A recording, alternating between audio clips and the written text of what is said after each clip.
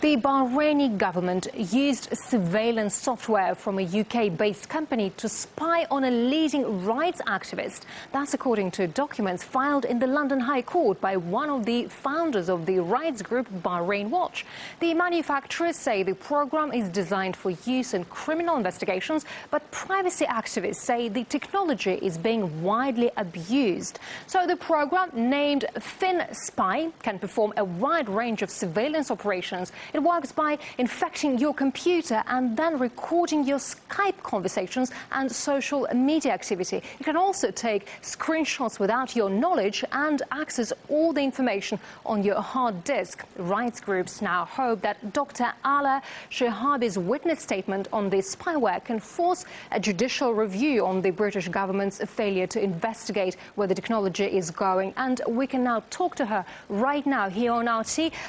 Dr. Ala Shehabi, hello, nice to see you. How exactly did you find out that your computer was infected by this program? Well, around this time last year, I received 4 consecutive emails that looked suspicious. The first of those emails I actually did not suspect. I tried to open from my phone and from my laptop. And when I didn't see that the attachment was opening, I forwarded it on to a friend who told me that I had sent them a virus. So I was very astonished that I was both receiving, in a disguised form, customized emails that were trying to install spyware onto my laptop and telephone. And what led you to believe it was the Bahraini government spying on you? Well, it was the way the emails were disguised as if they were from journalists and were from other activists.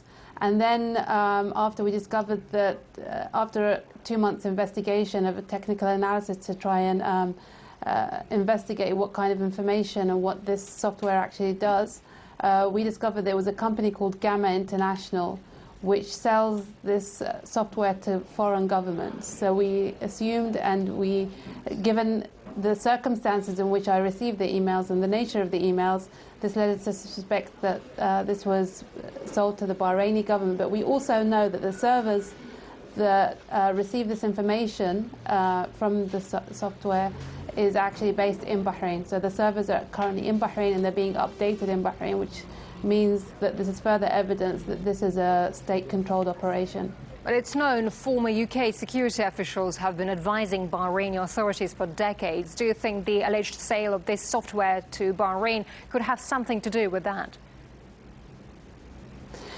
Well, over the past 2 years, particularly since British advisor John Yates joined the Bahrain security services, we have noticed the increase in the use of surveillance, in the use of CCTV, and the use of digital surveillance, and there are very targeted arrests and infiltration amongst protest activists that are happening using the latest technologies. And this has all happened since following on from the hiring and the recruitment of John Yates. And most of these companies that provide all of this technology are British.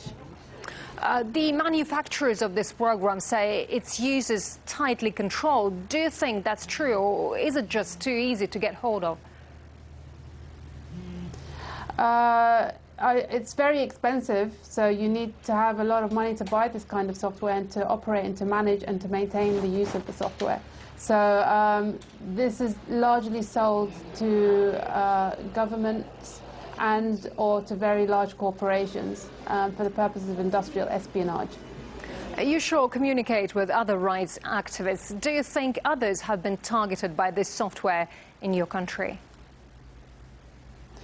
We know of others that have been targeted, and from discovering the use of this software in Bahrain at the start, in the first instance we discovered it in Bahrain, but now we know of at least 36 servers that are being maintained worldwide. So now that this is a global operation, Gamma International has sold this software to at least 25 governments.